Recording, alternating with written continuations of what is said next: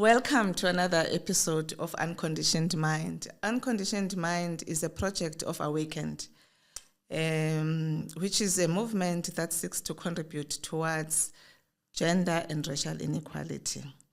And we have this new season on healing trauma, just dealing with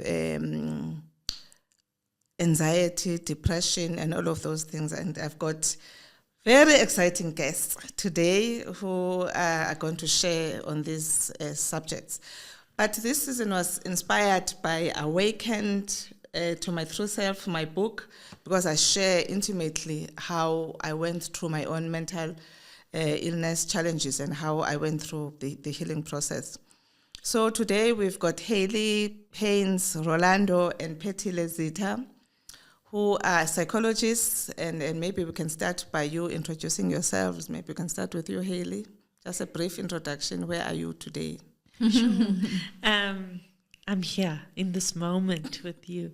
But my name's Hayley Haynes Rolando. I am a psychologist working primarily at the university at the moment, working with students, teaching them more about which university? At Wits. I'm at Wits University. And then I also run a community project with Phethile, working with adolescents and offering psychosocial support to them. And I'm also studying at the moment, trying to complete my own research. Great. Yes, Phethile? Yes, so Phethile Zita from Joburg, Dobsonville, Soweto.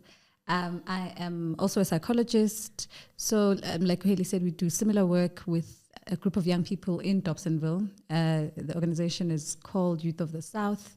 So that's really exciting work. And what else am I doing? Oh, and I'm also seeing patients in private, in my private capacity, in private practice. And also just really interested in understanding structures and systems and the impact they have, I guess, on individuals and identity. So I'm doing also research on that, schooling and identity. So I think that's me. Yes. That's me in terms of work. Okay, yes, all right. Because there's me in other parts. Yeah. Thanks. Maybe we should start just unpacking this whole topic of mental illness, because it's such a broad topic, and there's a lot of misconceptions and misunderstanding around that. As experts, just what is mental illness?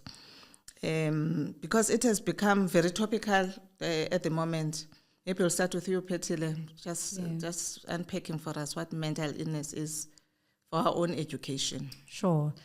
I mean, I think you're right to start there, that it's a good thing, I guess, that it has become such a big topic in society, because for a long time it has almost, we used to call it, when I was at Bara, we used to say it's the stepchild of the health system, right? That it's been sort of neglected. Mental health and mental illness has sort of not been given the space and the attention that it needs. So it's interesting and it's good, I guess, that it is taking up space. But I guess it's also reflective of the times that we're in, that we definitely live in really, the word that came to mind is the book Nervous Conditions. We're living in terrible conditions, and that has impact on people's mental states and mental well-being. So I guess if we start firstly perhaps with mental health, what is mental health? Yes.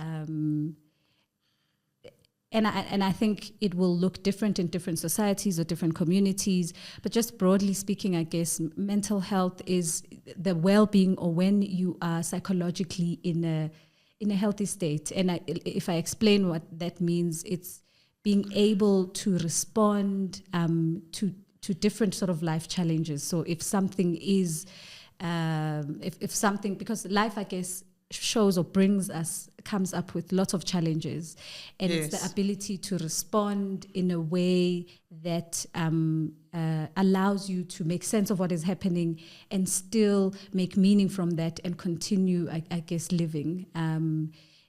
It's in a way, it's responding in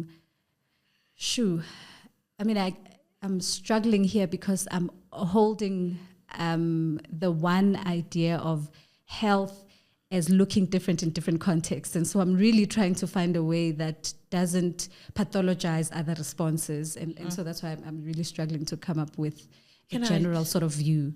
Hop in there. 'Cause I was thinking that's a helpful way of thinking about it in terms of when it's healthy, it's a response, not a reaction. Yeah.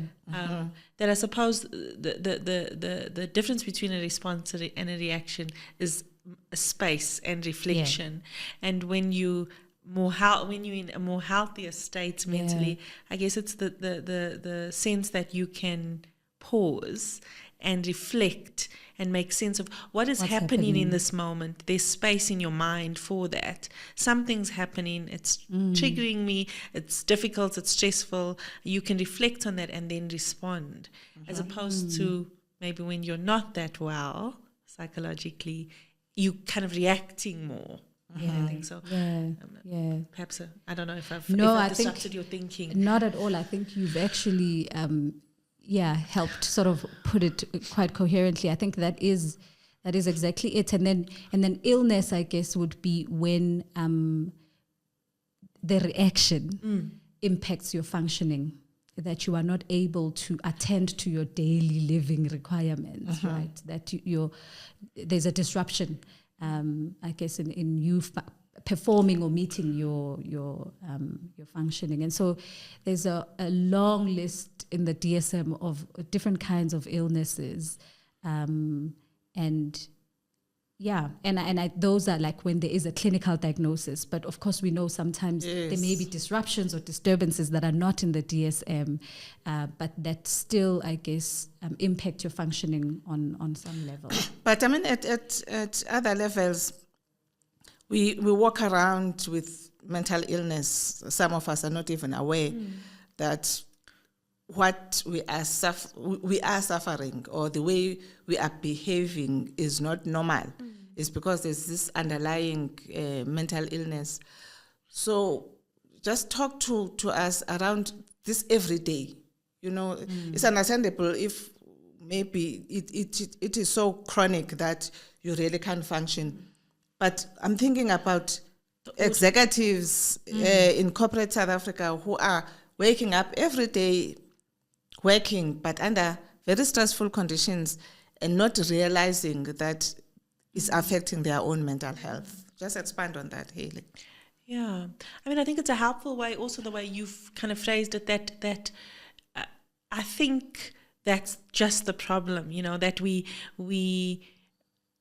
just waking up every day and not with little awareness of the fact that we're not okay. Yes. And we just keep going and going and going, and it's kind of compounding. But I think the difficulty is, and what I guess what you speaking to is the fact that over time, and I think as psychologists, I think our belief and perhaps our frame of reference or the modality that we use, we're thinking that actually from the very early, from the beginning, there's been ruptures in your early relations that's impacting on the way in which you think, and the way in which you relate, the way in which you even experience certain interactions and difficulties, that there's a history and an early rupture that's impacting, that you're not even realizing. So you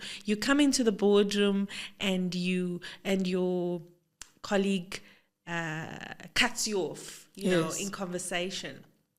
And suddenly something just rises in you, and you suddenly feel attacked, or I don't know, I'm using a very silly example, but you know, that happens, and perhaps you react, like Petty says, in a way that's very attacking or aggressive, and you move on, and then another thing happens.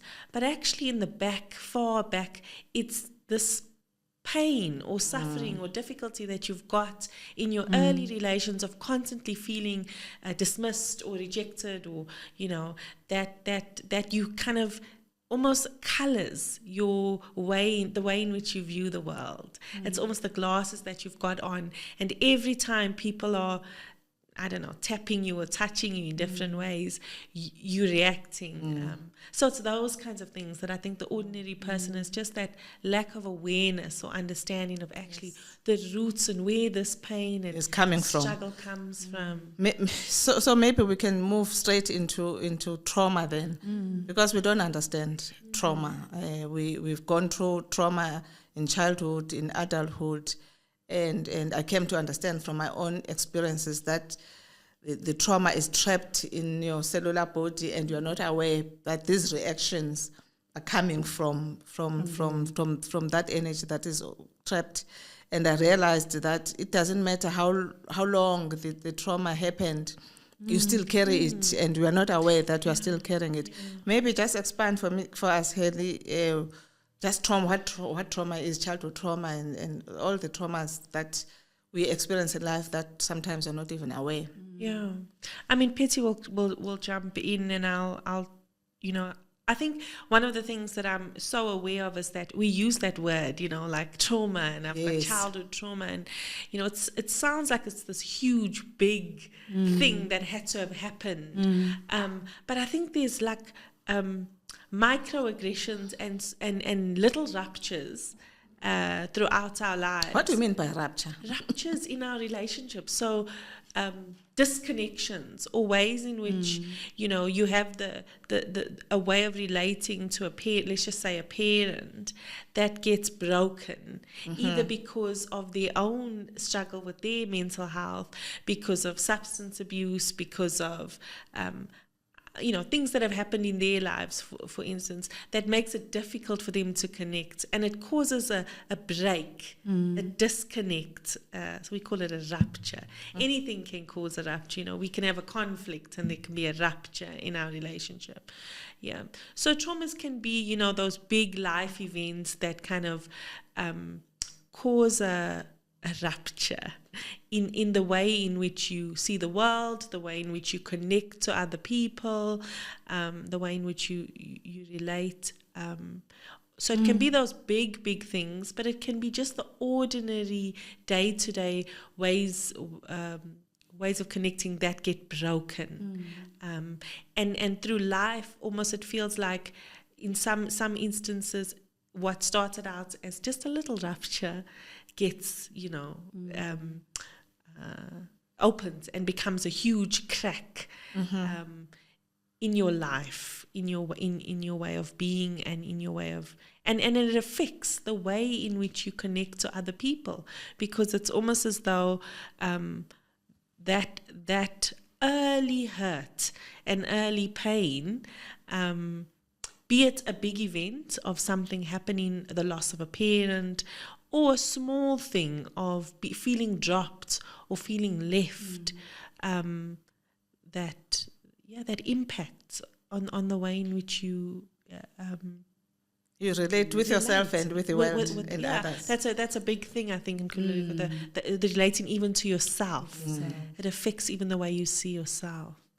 Jump in. Yeah, no, sure. I mean, I think what you were talking, the picture that came to mind is, you were talking about the relationship as very central, that we are relational beings. Yeah. I guess we constantly need to be connected or in relation, and safety is a big thing there. But trauma compromises that safety, absolutely, right? Yeah. And those are the ruptures, those are the little cuts or the breaks, It's so in often, and for a long time, trauma had been thought of as like this big event when something happens, like a war, or you are involved in a big accident and there's this sudden big something that happens. And there is that, so there are those traumas. But there's also traumas that are like insidious, like over time and small and in every day, that actually when we think about it, we live in traumatized times, or traumatizing times. Absolutely. Especially in South Africa with our history of apartheid and what that did to the family system in black families. And I guess, I think apartheid, there's work done on how it impacted white people in this country. So the trauma can be those things that were are part of the way, I guess, we live, or in systems and structures and societies. But also, I guess what you were saying, Hayley, is it's also in the in the everyday relational context that we find ourselves in. And it's, I guess, when trauma happens, what that has done, the rapture, is it's in your mind, because we constantly are seeking safety and connection, that's been compromised, and so you are on hyper alert. You are thinking, I'm not safe, and so I need to Protect I'm in myself. danger. So that's the biggest thing also with trauma, is because you're not safe, it means I'm in danger, and so the responses to protect yourself kick in, and so the person who's constantly going to work unaware, they are actually living in a state of fear all the time, like it's unsafe. So even when my colleague cuts me off, I could, if we think about mental health and have that space in between, I could step back and think, that's interesting. I wonder what's happening, or be curious about that. I wonder what's happening for Hayley right now. But when we are traumatized, that becomes danger. That becomes like, this is dangerous. Like you are hyper aroused, that any and everything triggers you. So you constantly are living in a space of, I'm unsafe. Yeah. There's like someone uses this, a tiger chasing you almost. Yes. Almost like in a fight or a flight or freeze, response. So that gets activated in your body. That's that. Yeah, just talk about that, because we don't know the symptom. I know, because I've gone through these things personally, that you have these. I understand now that there were symptoms.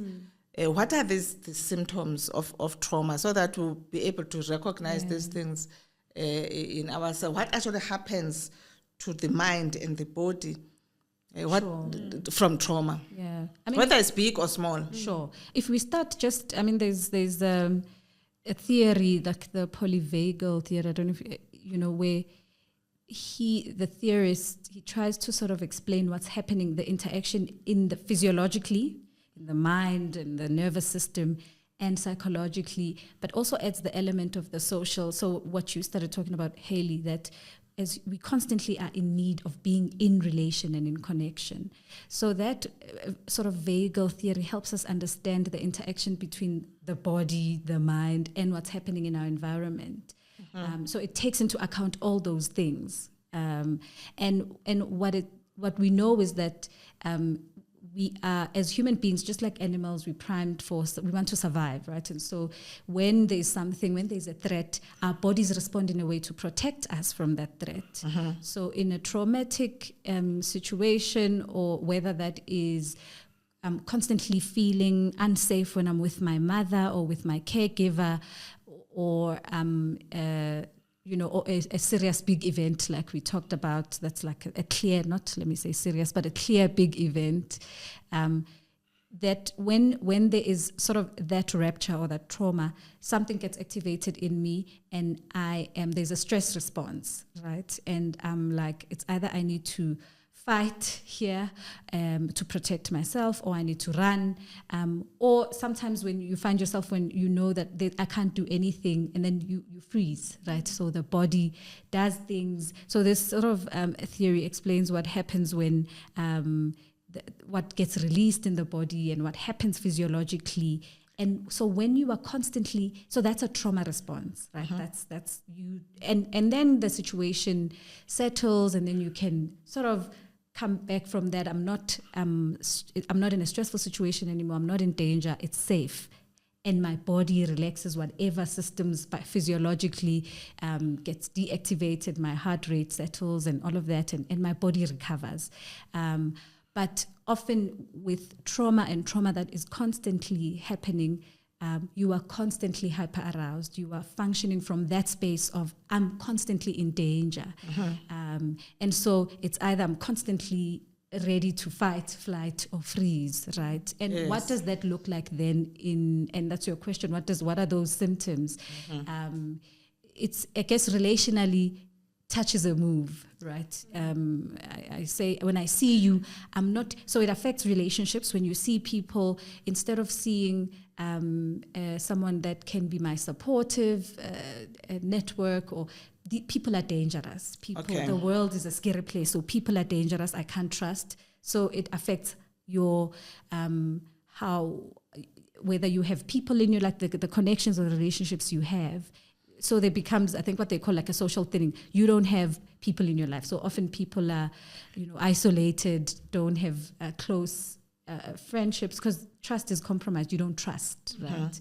And then and of course we can imagine what happens when that happens. You really are feeling alone, isolated, and then that can also bring other sort of challenges, other mental health issues like anxiety, depression, inability to, because our brains, when we activate the fight, flight, or the survival instinct, it shuts down other parts of our brain because everything has to be focused in keeping you safe. So often people who are highly traumatized or quite charged, there's an inability to use other parts of your brain. So there's research that's found that people's memory gets compromised, their inability to recall things or recall events, to learn in school. With a kid, we find the inability to sit still, and often comes out maybe as ADHD, or like the inability to learn, to concentrate, to focus. And in adults, it may be in the same way. You are unable to focus or concentrate on your project, on your work. The inability, and often it's that you can't be present to think rationally, I guess, about things because that's shut down. You have to survive, right? So it affects you cognitively, it affects the body when you are constantly, the stress hormone is on alert. The body is not it's imbalanced. It's focusing on one area to keeping you safe, but it's not focusing on other areas and not feeding other systems in your body. And so it's also, symptoms that people will have is like pain conditions or other like sort of medical conditions that often get misdiagnosed because people are not thinking trauma. So it just affects you, your health, your mental health, and your social relations. And like we've said, just learning and ability to thrive for if it's a young person who's still in school, because you can't think when you are traumatized. Yes. Do you want to add, Hayley? No, I just wanted to add, like, even sleep. I mean, that's often a symptom that's easy to find. If you're struggling to sleep or sleep too much, sleeping too much. I think that's another way in which you can see it show up in your daily life. Yeah.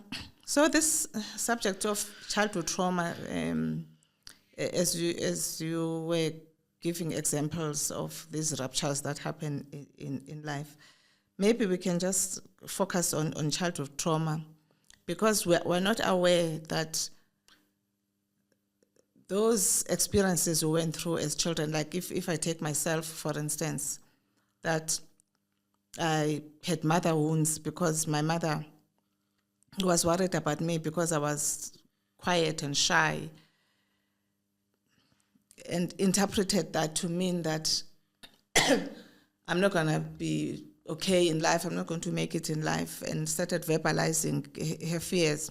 And what that did for me was to, first of all, I was afraid of my mother. I mean, she had her own brokenness, if you like, from her own childhood and things like that.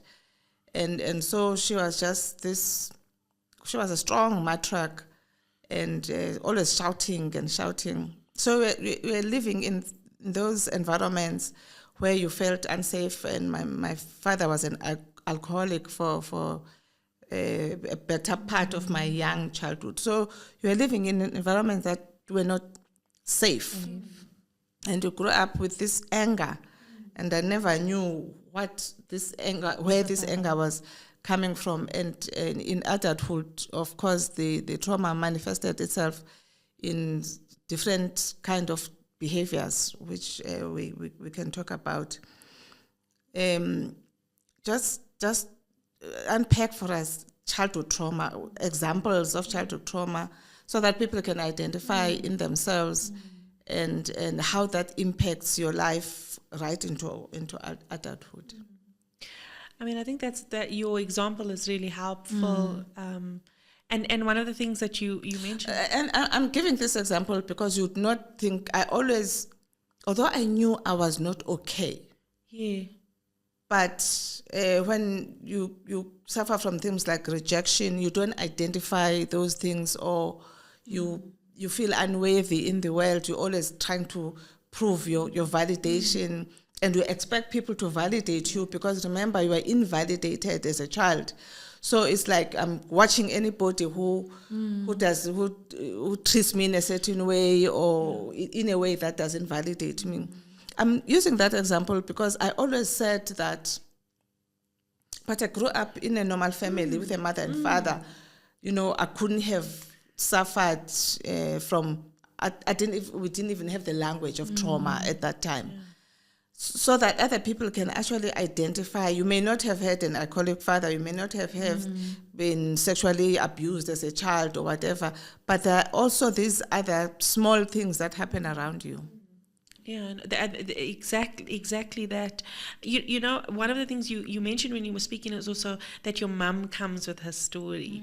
And sometimes the trauma is as complicated as that there's not something you can actually name, but almost like an intergenerational, we call it, there's a famous reading that we read in psychology called Ghosts in the Nursery. But it's exactly that. When a baby's born, the baby kind of is born into generations of ghosts. Yes. And things that maybe have not been repaired or thought about or reflected on in terms of the family's history. And perhaps, we don't know what your mum's story was, and the need for you to be stronger. What trauma was she carrying that felt for her it's important for you to not be shy and quiet, yes, and a fear that was going to impact you. But she constantly said, I don't want you to be like me. Sure. But as a child, you don't understand what that means. Yeah. And then that leaves you with the feeling of shame, that it's not okay to be who I am. Yes. And being quiet and being a bit more reserved is a danger. And so what I would say is almost that in a way it forms the way in which your mind works, that almost your internal way of being and thinking about the world is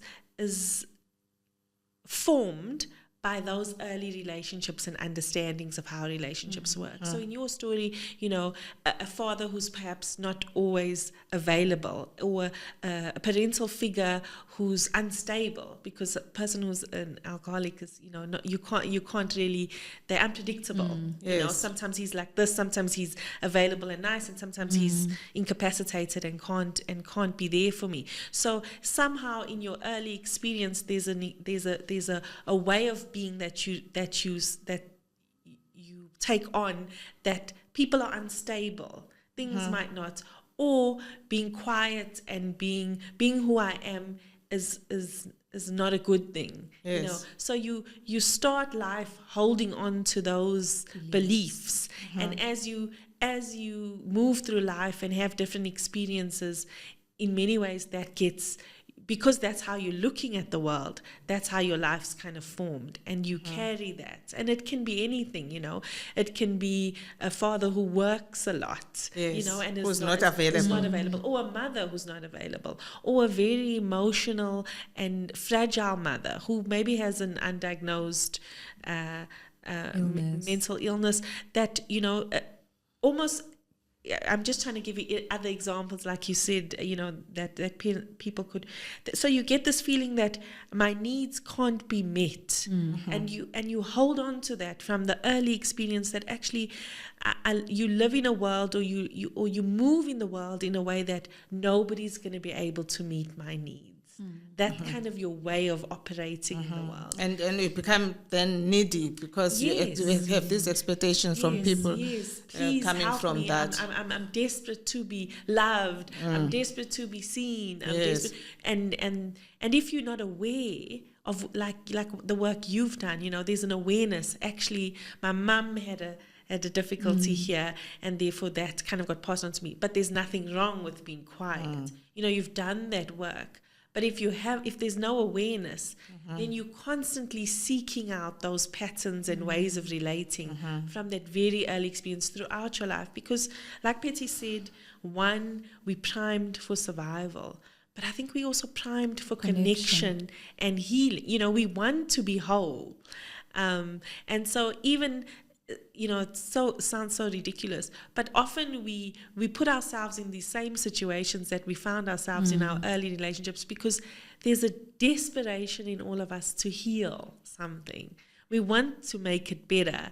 So you find perhaps people in relationships with maybe not an alcoholic partner, but an unavailable partner, because that's your wish, you know, to heal something that was broken so early. Or you have a critical partner, almost like your mother, because there's a wish to heal something, you know, from the early. But we don't see it that way. You know, that you keep attracting the same relationships, and you constantly in this cycle, because you don't understand that there is a wound that seeks to be healed. So you miss these opportunities of finding that healing, because you then get trapped into even more wounding, you know. Yeah, for that sure. then translates into more trauma and this heightened state of survival that you're talking about. But I mean, I want to help my listeners identify these things for themselves. Because I mean, if I take myself, later on in life, you know, I grew into a strong personality, and I got criticized for being strong now. So that was really confusing for me. Who am I then? You know, when I was young, I was criticized because I was quiet. Now, as an adult, I'm criticized because I'm a strong personality. You know, I'm a strong leader and things like that. And you sort of respond to this reaction from people, and it affected my relationships with colleagues, love relationships, and you know, I ended up having an unstable life of ups and downs, because I found myself being two people. You know, I could function properly and do big things, and then somehow I would literally lose myself, and lose my life, lose everything, stop functioning in society until I wake up again. So I kept asking myself, which one is me? The destructive person, or the very productive person who can do big things, the fearful person, or the courageous person, the wise person, or the foolish person. I mean, these traumas have a real impact in how we function in society. Can you maybe help us understand that? Sure. I mean, just even from what you were saying, what I thought of was the work, I guess, of healing the trauma is the work of integrating or holding all of those parts. That is you. That is all of you, right? That is the journey to wholeness. That young you that was shy or not outspoken, like Hayley was saying, there's nothing wrong with that, right? There is something you're bringing into the world with that way of being.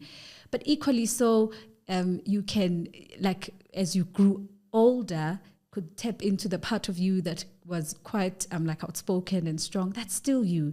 And so often we live in a world, I guess, that wants to elevate one way of being over another, right? And of course, it's a patriarchal system. If you are strong and outspoken, that is the way to be. And perhaps even maybe if we think about what your mother was saying, was a way to survive is that you need to be this. Yes. But the work of healing is sort of saying, who I came into the world as was enough, was love, was light. That is okay. And all these little raptures or all these little traumas, I guess, eat away at that or make you think, oh, that's not allowed. Put that aside. You can't be this, you can't be that. And yet you are all of that. And that's, I think, what you're saying to us, I'm going to go about, at some point, there would be the part of you that would show up. that I guess was in a way sort of saying, hello, look at me, look at the I'm part also that I'm part here. of you. I'm here and I'm hurt and I need attention. And I think, and perhaps you can share with the listeners and with us, like the beauty of when you hold all of that, when you hold both the parts of you that were neglected or wounded and other parts of you, but when you hold all these pieces together, and that's what forms who you are, right? Mm-hmm. That's the whole self, the healed self. It's saying, yes, I have parts of me that I'm strong here, I'm great here. I also know that I'm not so good in this area, and that's okay. That makes me, or that adds to who I am, or adds to what I offer the world. So I guess it's the work in a nutshell. I guess it's holding all of those parts and not making bad or shaming any part of you, because I guess we've lived, or our experiences have been that the opposite of that. It has been the shaming and the shutting down of certain parts.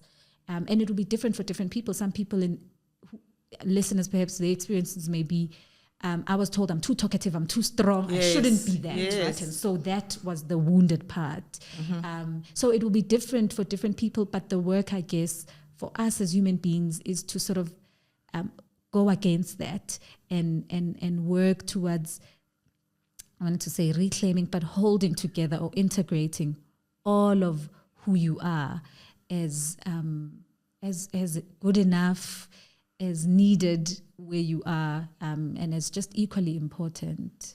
I mean, it only happened later in life when I sort of accepted all of those things, because even as you are saying, those times when I lose myself, for instance, or I'm in relationships that are challenging, it was a way of trying to find healing.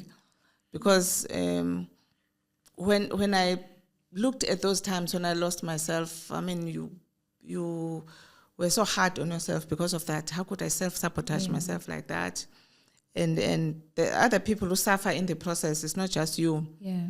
But what I realized is that I would wake up and find myself again, and I would realize that although I thought I had lost myself, the real me is always there, and I could find her, and reconnect with her again and function normally again. And so how do we then go through this healing process and not miss those opportunities? Because I could be in that space for many years before I find myself, and I always felt that I could have woken up earlier, and I would have saved myself a lot of suffering.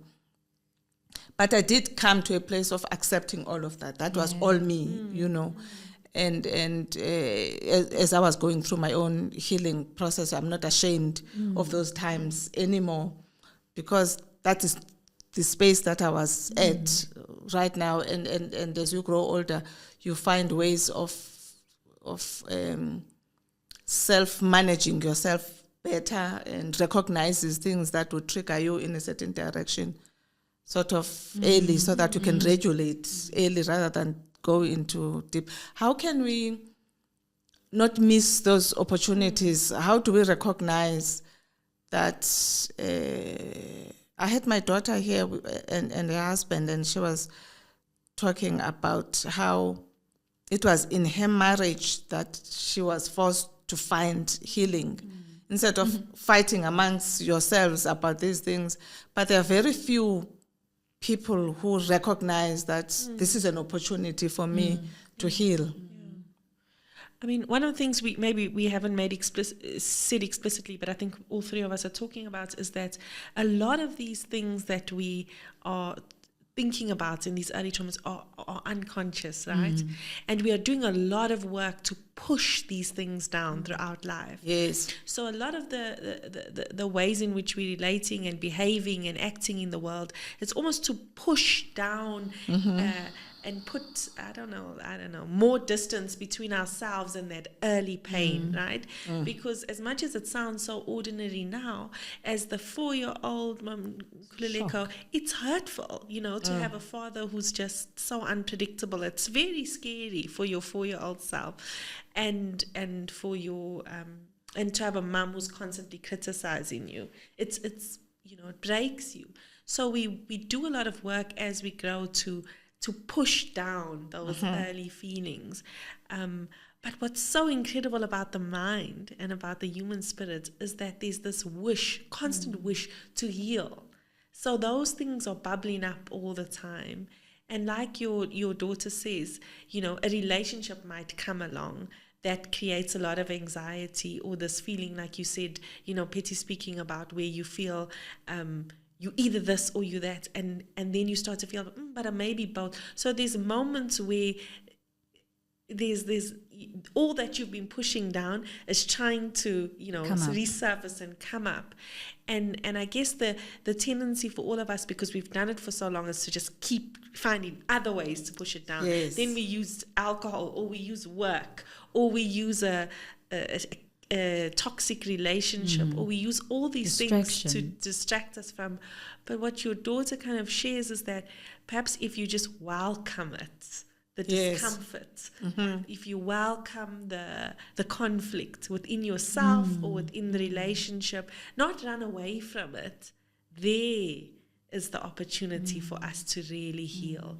Because if we open up, or if we connect to where the discomfort is now, we will get to the roots of that and actually find it. So I think one of the ways that we can do is just, not run away when things get hard. When you're having that uncomfortable, difficult conversation with your colleague or your boss, or you're feeling so vexed and frustrated in your relationship with your child or your partner or your neighbor who's constantly parking their car on your verge, there is the moments where, what's this about? Yes. What's going on here?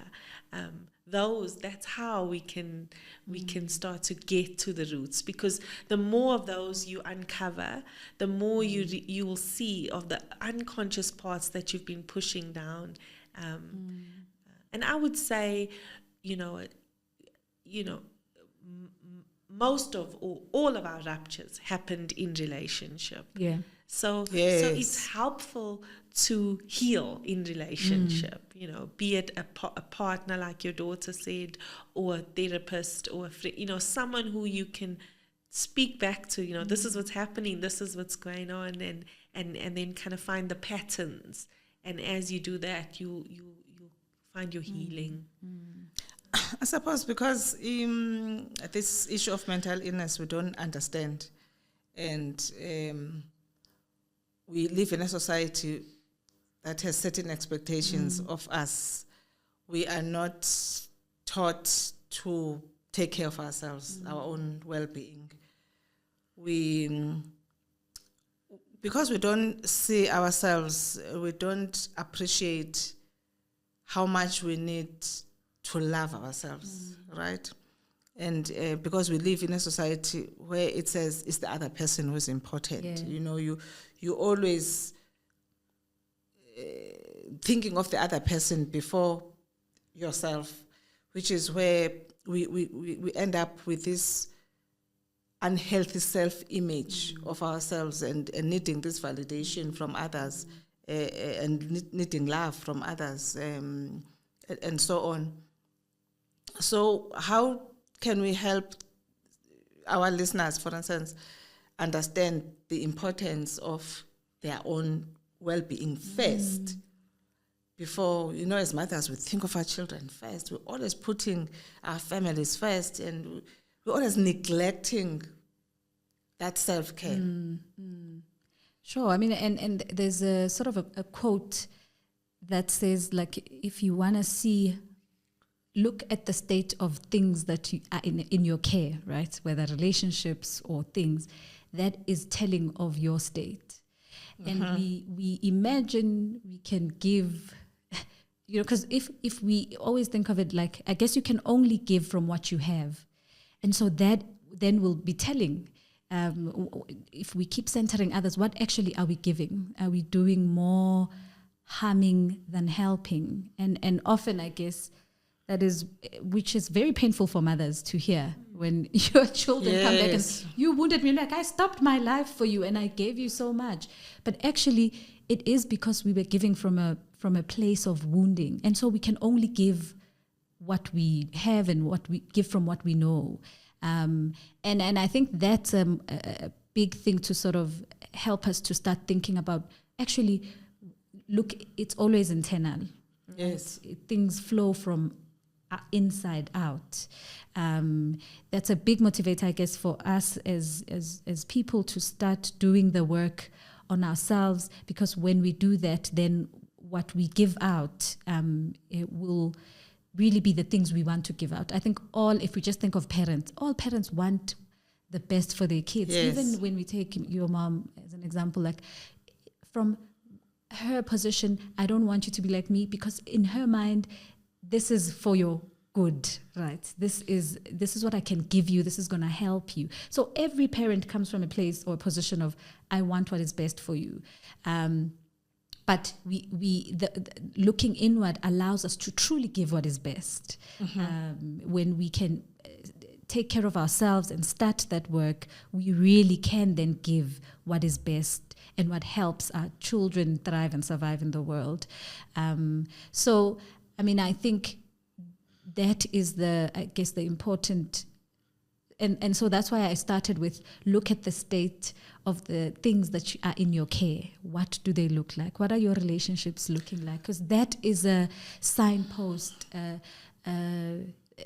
flags that are showing you, that are reflective of what's happening for you and in you. But, I mean, unfortunately, I mean, how we respond to these things is, again, just suppressing and blaming others. And those wounds, I mean, they are there, they are real. And although you may not be aware of them as wounds, you don't want to open them, you know, which is why they are always bubbling up, and you're suppressing them because it's painful. I mean, it's painful. I remember when I started to acknowledge and admit that I was suffering from rejection after denying it for a long time. It was painful to open that wound. It was really painful, but I was in a space of just being tired of living this troubled life where I know that I'm not okay.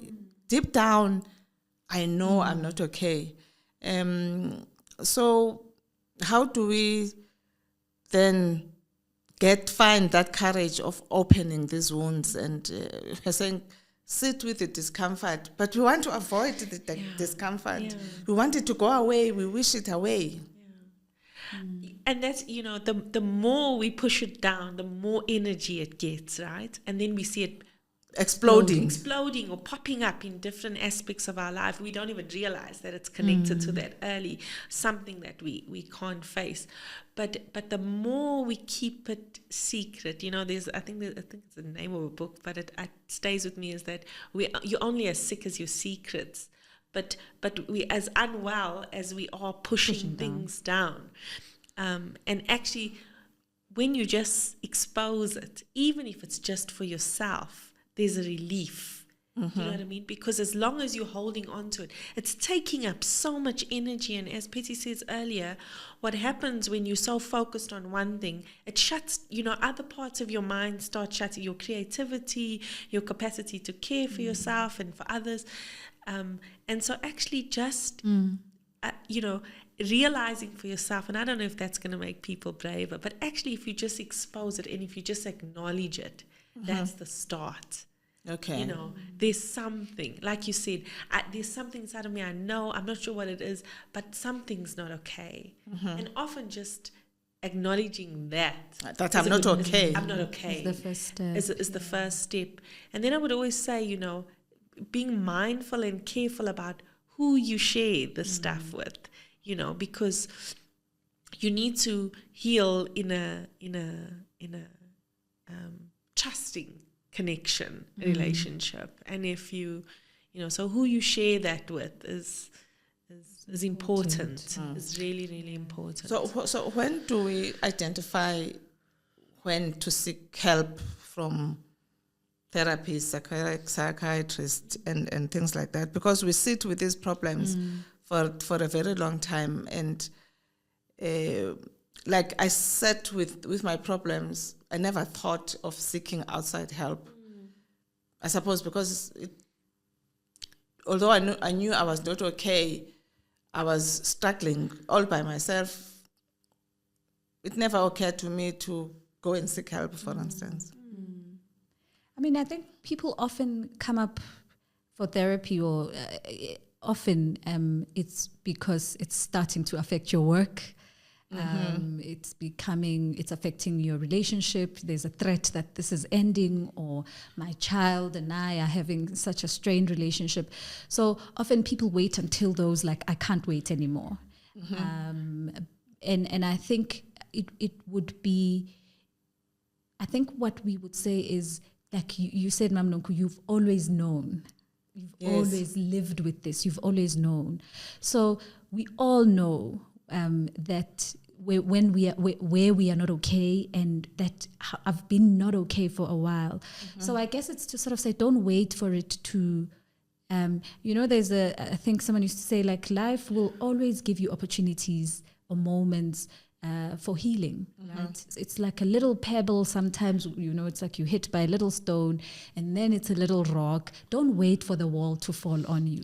I guess that's what we're saying. Like, take heed of those little signs that, even if it's like from it as I'm not okay, even if other people are like, but you look okay, but I'm not okay, that is good enough. Like, you feeling like there's just something off that I need to think about is good enough, is enough to think about whether you take it to therapy and explore that there, or find a relationship, whether that's someone perhaps like a spiritual leader or a friend.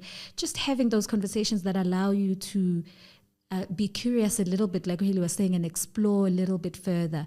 And I think, just to add on what you were saying, Hayley, often there's also, people have a fear that if I look at it, it's going to consume me. I think I hear this a lot from patients, that no, I can't look at it, because if I do, I won't come out of it. Okay. Like, I'm just going to be sucked in by it. People are scared of what looking at the wound will do. And it's because it is painful, but also there's a belief that we've been taught so much to, this thing we hear all the time, don't cry, ungakali. You should, like, we taught to move away from pain and struggle, that we start coming up with beliefs, or having these beliefs that if I do, it will consume me, I'll not come out of it. But actually, what we know and what we've seen over and over in our work is, it's when you go there, and that's what you're saying, ma'am. It's when you go there and you dive into it, that's where your salvation is, right? That it's not going to destroy you, but it is actually going to uplift you, and there's like healing in going there.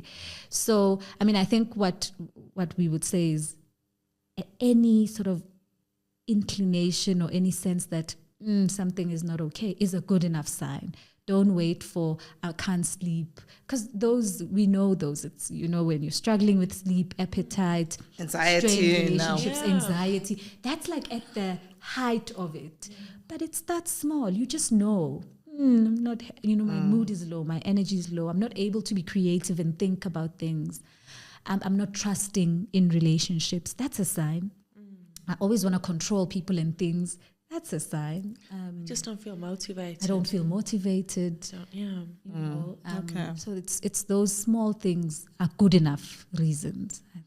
So as we close, maybe you can just address this whole big problem of brokenness. I mean, we live, again, in a challenging society. There are racial issues. There are, gender issues. We live, we grow up in families where there is a lot of brokenness. It just worries me how this thing is just escalating, and how can we address this whole problem of brokenness in society? What has your research revealed around this brokenness that we have to live with from generation to generation? When you have the answer, will you tell me? I mean, I think what Petty was just saying now is it starts with you. You know, I mean, I don't know if you know, there's so many layers, and that's what you bring. That it's, yes, your own personal experiences of ruptures, but it's also society. We live in a society, in a very broken and hurt society, and we've got pains from the past that were, that have violated us in the most horrific ways that we live with. And I don't have the answer to the world's problems, but I think a good start is the work on yourself, and creating spaces. I think one of the things we've realized even in our work that when we were with the young people, you know, Petty was saying that as much as we're pushing down the stuff, these hurts and whatever, and thinking it's giving it more energy and power, right? And then people are finding very maladaptive ways of relating and, you know, becoming violent and aggressive with one another, and, you know, all kinds of things are happening in society. But actually, when we try and create spaces where we can bring our vulnerability, that's our strength as human beings. That's our power. When we can say, actually, you're struggling and I'm struggling, you know, that there's that can connect us, and then we disarm the charged kind of emotions that are affecting the way in which we relate and be. So, I mean, I would say one of the ways is, do the work on ourselves and find ways to connect and share and allow others spaces for vulnerability. Kind of what you're doing now, like, you know, just creating spaces for people to share and being cognizant of the fact that we are all in it together and are all carrying wounds.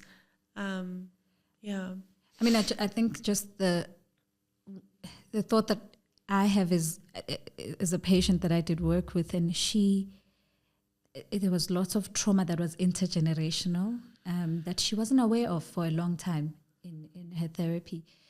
But because of what you're saying, Hayley, the awareness that I'm not okay, and for sure we are not okay in the home, but I want to do this for myself, right? And she did the hard work of going in and looking at the pain. And as she was doing that, she I guess, could see the pain. So in my head, I thought she was healing deep and wide. And the wide is backwards, right? Healing for her father, for her father's mother, for her father's father, you know. Wow.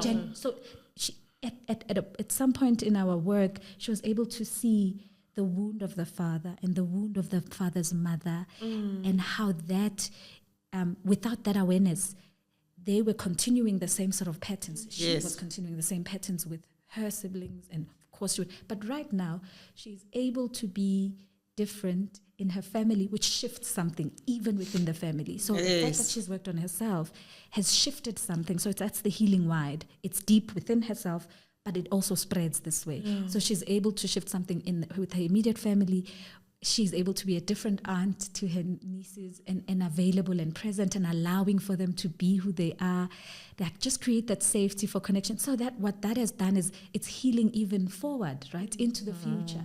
It's disrupted that pain, and it means, I guess, the brokenness doesn't continue, at least in that family. And if we all did that, it's, you know, it just, I think, interrupts it and stops it. One of the things you said there that I think is so powerful, and maybe it's connected to what you said earlier about the, you know, when you do the work on yourself, it gives you empathy, you know, for your mum.